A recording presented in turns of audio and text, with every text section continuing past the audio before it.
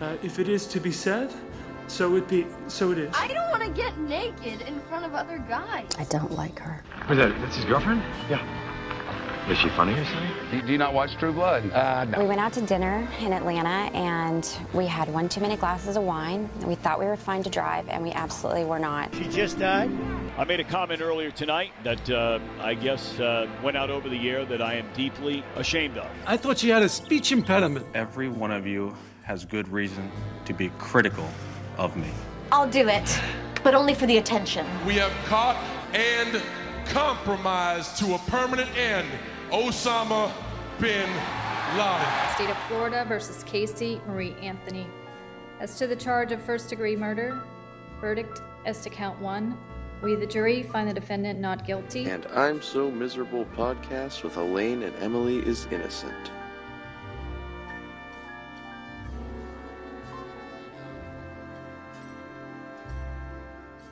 Some of you may be wondering what Elaine and I know about Heartbreak. It feels like a lot, but then I realize I've never been divorced. So that's why my 40-year-old coworker, Richard's here. Was I supposed to answer a question there, or are you just saying that? You can say, like, hi, I'm Richard, I got divorced, and, like, start talking about your divorce. Oh, just go for it? Yeah. I was married for 6 years, and I was with this person for 15 years. That's disgusting. How long have you been divorced? I've been divorced for 3 years. So why did you get divorced? I think we weren't meeting each other's expectations. We did, we started dating in our 20s, moved in together, bought a house, had a kid, and then realized all that stuff really didn't matter, and we actually just really didn't like each other.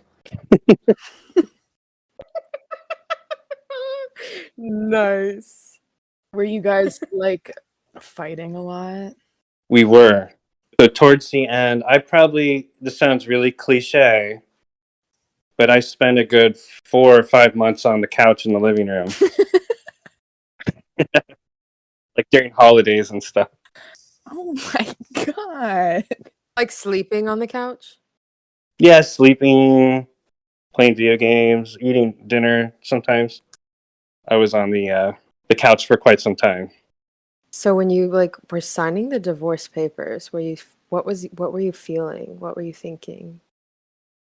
Explain the moment. Well, it was like 70 pages. Did you read it? That was like a little overwhelming. Did you have a lawyer? I did not have a lawyer. Oh. Well, okay, so my ex's family is on the wealthier side. They have good lawyers on their side of the family and everything. So I ended up just giving her everything I had. Can you tell Elaine what items you left that house with? My clothes, all my clothes, and my I took my mounted television off the wall on the day I left. So in 2012, I bought a 3D television, and I was not going to leave that there. Fuck no.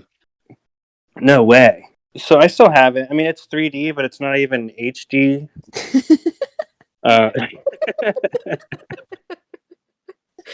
Divorce loot, got my 3D TV. I got my 3D TV, got my PlayStation. I'm set. But I got 50% of my daughter, and I don't have to pay any type of child support. So I don't know if I should be proud of that or not, but... So what was the moment you knew you were gonna get divorced? She, told me a whole bunch of times.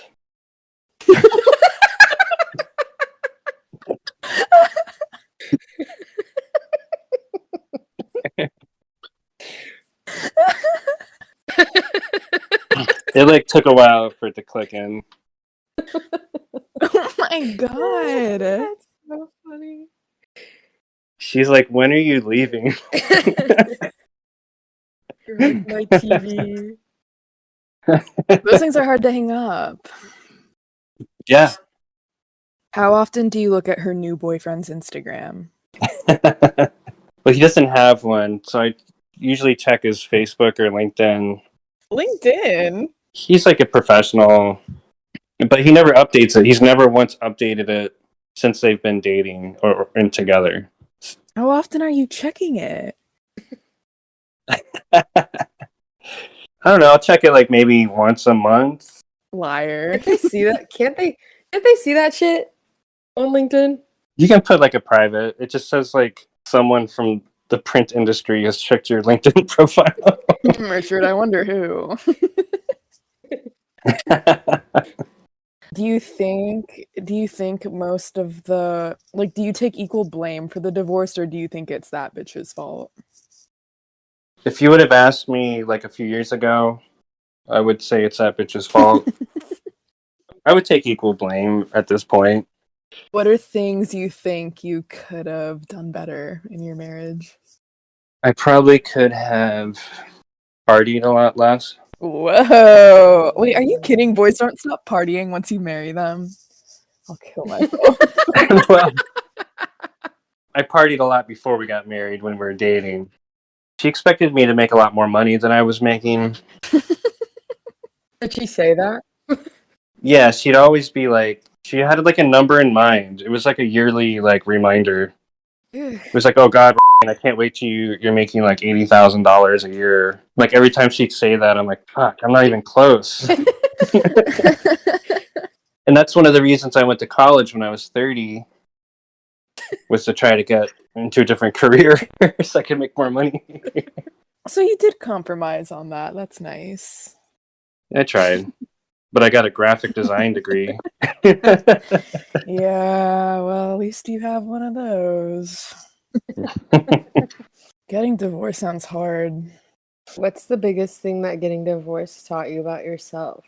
I think what I learned was a little bit after the divorce was like I could be independent and like survive, and everything's just going to be okay. If not like a little bit better. I found myself a little bit. You know, I was depending on someone for so much, and You realized you could do it yourself. yeah. That's funny. A little. I know, you think I'd be able to take care of myself by now. I'm almost 40 years old.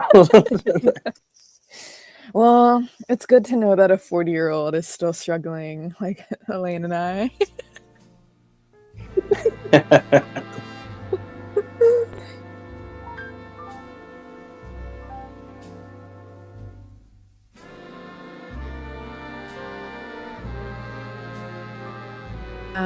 Hey, thanks for letting me use my coworker's divorce as an icebreaker because we're nervous.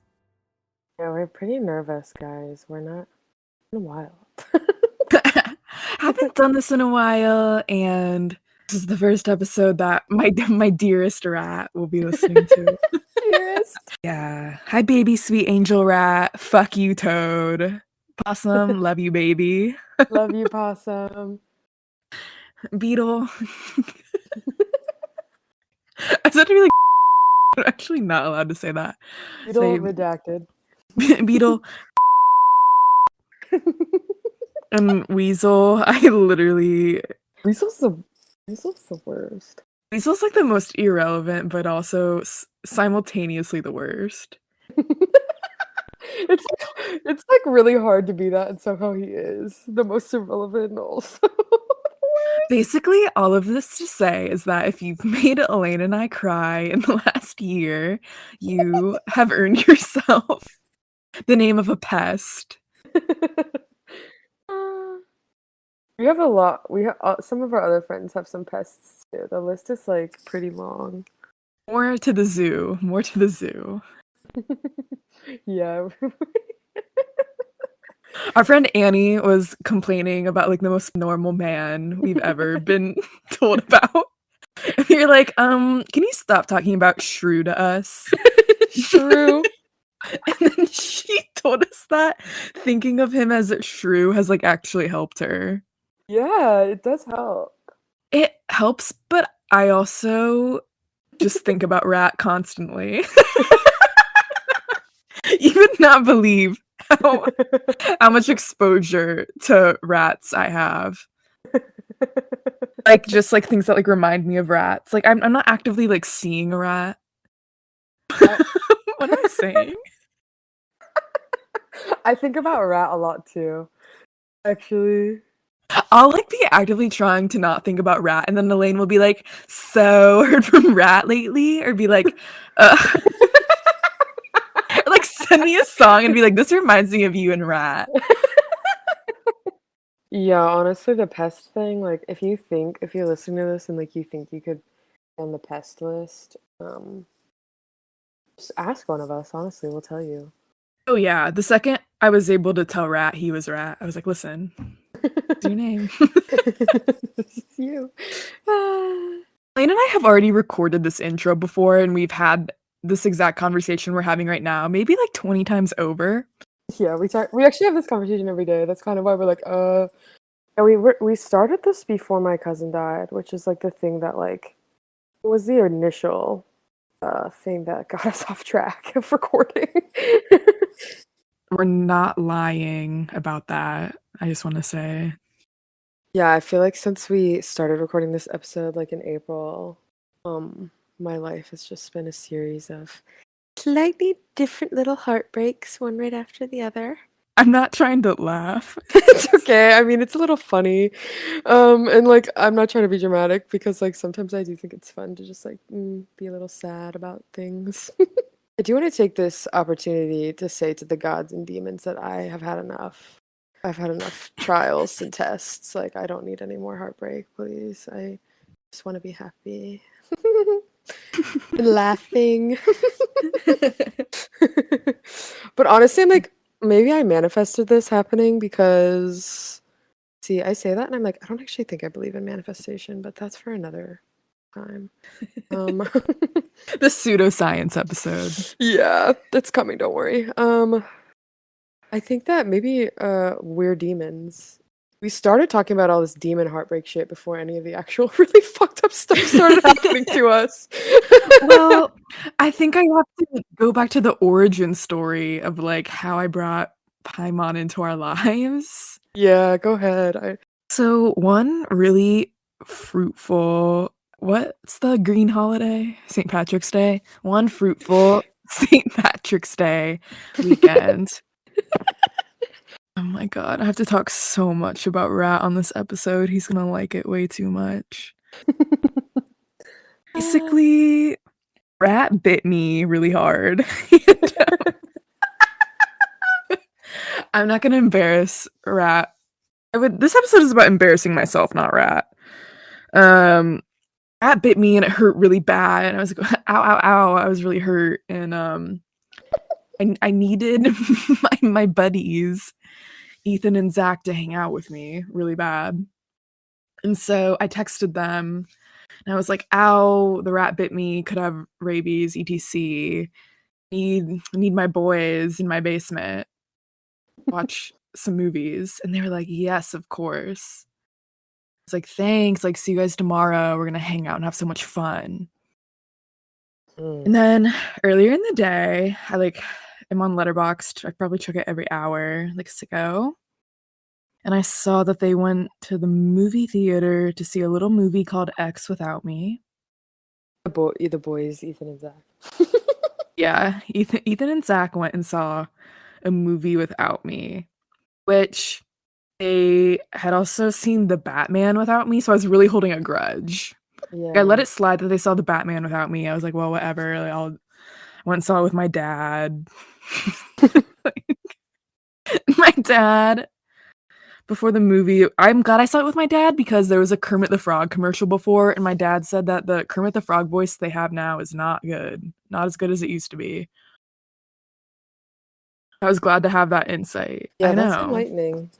So whatever, I let the Batman go because I had fun with my dad, but I was like, if these motherfuckers ever see a movie without me again.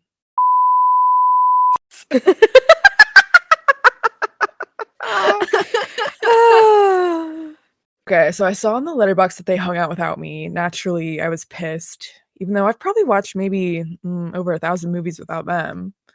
But I need them to tend to my rat wounds. They hung out without me during the day, and I was like, well, I'm gonna make this a horrible problem for them. So like half an hour before they were supposed to come over, they text me. They're like, yeah, we're good to come over. I text back, I'm gonna go see the movie X instead. No, I remember when this was happening, you were like, should I say this? I'm gonna say this. And like sending me screenshots. I was like, mm-hmm. I was pissed too. Hello. Elaine and I were like, think of like some really like fucked up, like Cronenberg, like emotion machine that's like making our hearts and emotions like tethered. That's what's happening. You hurt one of us, we're both gonna be seething. It's true. It's so true. So I'm like foaming at the mouth from my rabies from rat and my rage at this point. And when I'm like really enraged, I quite literally possessed, and that's what I'm like, this is what inspired all of this demon talk. I was like, I am literally so angry. I am not myself. I am literally letting myself be a vessel to all the horrible emotions in the world. And I hear Sephiroth from Final Fantasy. I hear his theme song. It's like ring, ding, ding, ding. So I'm gonna like play that in the background. So I'm texting back like two of my dearest friends in the whole entire world who are like the sweetest people in the entire world to me. They just like happened to go see a movie without me one afternoon. I'm literally furiously texting them, I'm going to see the movie X. Then I turn off my phone. I'm like, you're not coming over. I turn off my damn phone. Oh, but then I can't go like 15 minutes without talking to Elaine. So like I turn my phone back on after 15 minutes. It's true. It's true. And these dumbasses, sorry, but you guys were being a little dumb that night. They text me, what? They like didn't get it because we were possessed. That's what we're trying to say here. It's like not logical thinking. I mean, it's so real is what I just think ever since we've come to the revelation that when you're heartbroken or really upset, you don't feel like yourself. You feel possessed. Yeah, and I think feeling emotions that strong is just a big part of who we are. Yeah. I'm so miserable as hell. I mean, the podcast is called I'm So Miserable, for fuck's sake. Like, yeah. That's kind of what kickstarted this whole idea, because it was like really funny to be like, we're possessed, we're possessed, we're possessed. We just want to say, yeah, sorry, there's been a lot going on. A lot of excuses, literal death, literal possession. Had to drop out of college for the third time, which very heartbreaking for me personally. Mostly everyone's just like fucking pissed at me, rightfully so, but I'm not. Elaine's like pretty much the only person who's nice to me about it, which is very sweet because I appreciate it, and it like means a lot to me that like someone isn't disappointed in me. But well, everything I say is true. I wouldn't lie to you. Yeah, that's been probably my biggest heartbreak as of late. Oh, where the fuck's my Dasani water bottle? Dasani is the devil's piss. Emily, I can't believe you drink Dasani. That's like the only thing about you where I feel that your taste is maybe a little off. The fact that you love Dasani. Well, I've been drinking this since I was like a baby doll. Like my dad, we have just like a fridge in the basement that's like been stocked full of Coke products since like I was born. Oh, that's so true. I would come over. When I would come over to your house in high school, be like, time to go to the fridge in the corner of the basement and get my little root beer in a bottle. Like, yeah, and then we were like such fucking nerds. We would like go on Snapchat and pretend like we were drinking beers in my basement because we like wanted to be so bad and crazy. We like Snapchat like really hot guys in high school and be like, yeah, we're like drinking beers in my basement. It's like pretty chill. And it was like literally root beer, and we were like watching Glee on the TV. I was about to just say like I may be possessed, but I'm not a liar. But I think that you've just disproved that. I know. I think we've been like, yeah, we're a little manipulative, but like, we were getting. We might as well have been drunk in my basement. Like, we were fucking crazy. Oh yeah, we were so fun. Yeah, I've been the Dasani is like my life force. It's basically like I like to think of, in Dune, they got their little packs. They have to like conserve their water. Like that's how I feel when I have like my Dasani water bottles in my bed at night. I'm like, all right, I have this much water supply left. I would never feed my baby Dasani. Well, I think it's why I didn't grow boobs and like I have like an oddly shaped body. It's because like the microplastics in the Dasani like misshaped my body.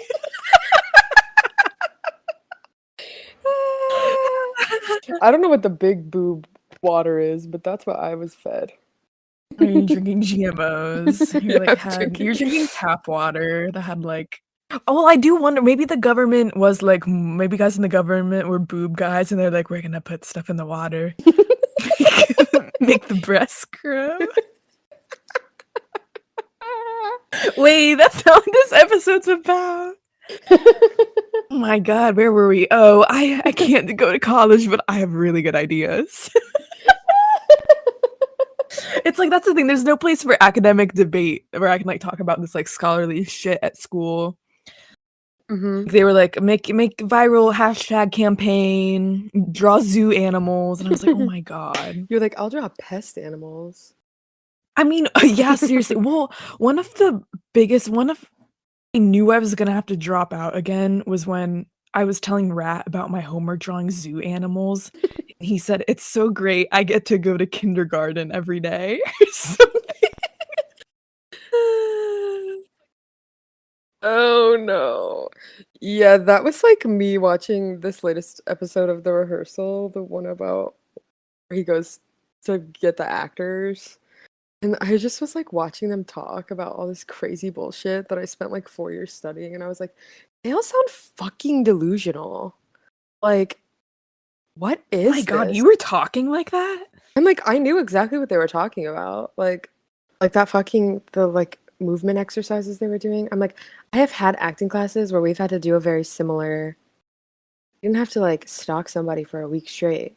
I did have to do shit where I would like go sit and observe people and like come back and like do what I saw. Like I didn't have to like go that deep, but like I don't think the Fielder method is that off from a lot of like actual real life acting techniques. That I am now $20,000 in debt over. So yeah, college isn't for everybody. I'm like, I probably would have done my college differently if I know what I know now, but that's just life, baby. I don't know. I guess I've been over the last few months just feeling like I wasn't good or smart enough to talk into a microphone because I've been feeling bad about not being able to do something that I should, that I have such a hard time doing, and now I feel kind of better about it. Yeah. Yeah, in April, my first cousin died. It's a really tragic and sad situation. You know, he was younger than me. It was an accident. That was the first time I've ever experienced loss like that in my life, which brought about a lot of new feelings, obviously. I didn't really know. The time we recorded the first intro for this, that ended up getting, I don't know, it somehow got lost or something. I neglected to download it, and then it got deleted forever. Well, that's okay. I've had a lot more time to reflect on it now, because I think we recorded that like a week after his funeral, and so I was obviously feeling incredibly intensely about that at that time. And I still do, but in different ways, you know, there's just always this element of disbelief for me about the situation. Yeah, I'm also just experiencing like, I don't know, I lost like an opportunity that was really, really important to me. It was out of my control, the reason I lost it, which was like really hard. New, what's the word I'm looking for? New developments in the romantic aspect of my life. So I'm just,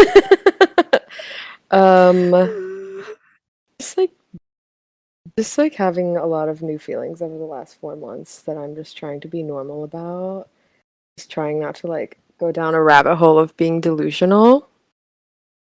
And I'm just trying to like keep grounded in the reality of like the situations that have happened. I don't want my silence to be like an indication of me being in like denial about any of this.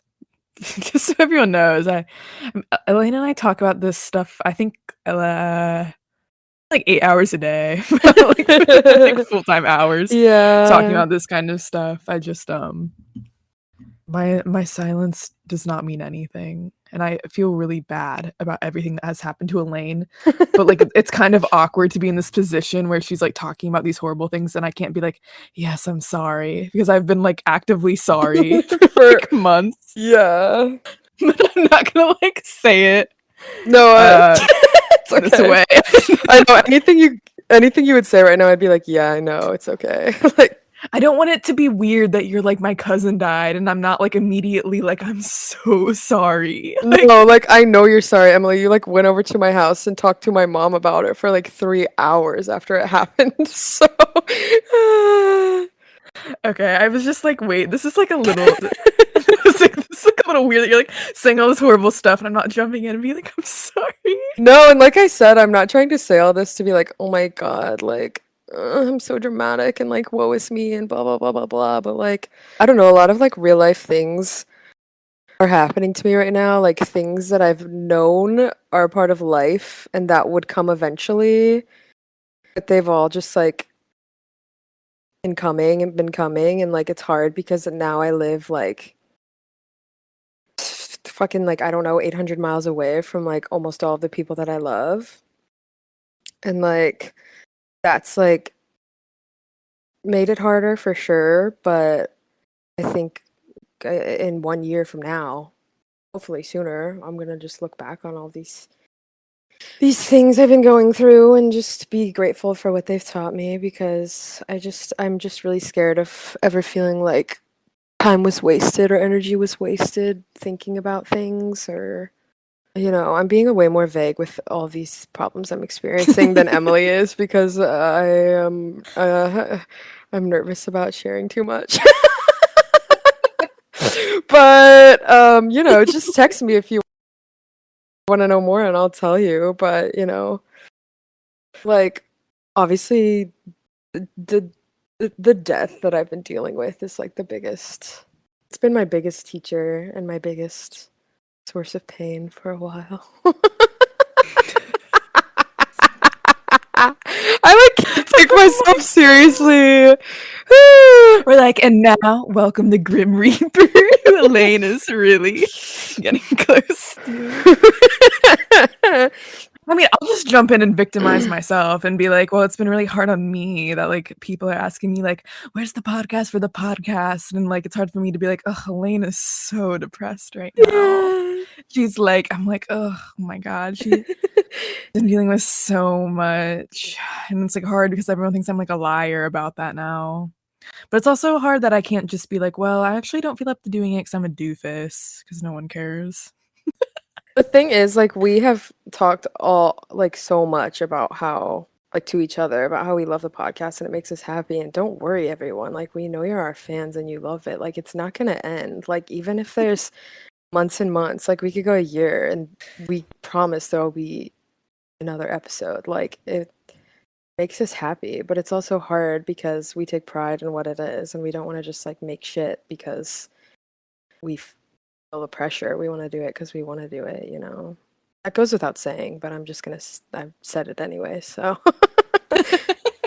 yes. I don't know, and it's hard for me to like sit here and talk about this shit that's been making me sad, because I think one of the biggest things I realized about dealing with my cousin's death is like it was really hard for me to like accept the like very specific and nuanced ways that it affected me, because it doesn't feel like it's about me to me. You know what I mean? Like it feels like it's about him, and it feels like it's about his mom and his brother and his friends.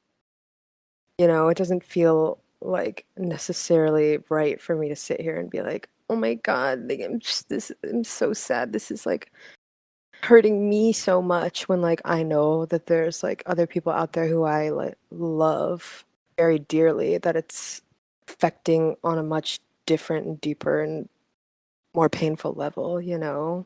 But I've been trying to accept that it's okay, that I'm a label on a feeling as correct or incorrect. So, anyways.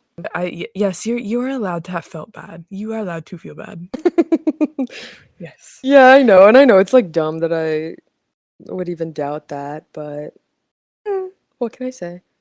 I don't know. I've just been thinking a lot about how almost everything in life, and I know I said this in our last recording, but I want to say it again because it's very true, that I think every ends in like death or like some form of heartbreak. Last time you said it in such like a more like blunt way, you were like everything ends in death or heartbreak. Like you're No, I'm now like, you sound like an orb. I'm like softer now. I'm more like, last time I said it, a little less heartbroken at that time than I am now.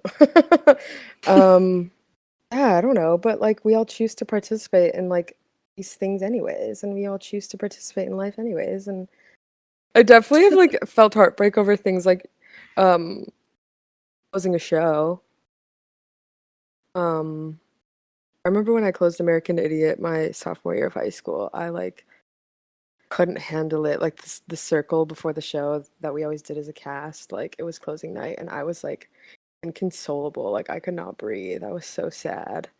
Well, you were also dealing with a lot in that show because as one of Elaine's biggest fans ever, of course I had to go see it. And like you were like pregnant, like getting shot and murdered. I don't know. You were doing like you were having like the worst things happen to you every night. So I feel like emotionally you probably get like tied to stuff like that. Oh yeah, if you want me to talk about that, I can talk about the show. I was in my freshman year of college called Night Mother.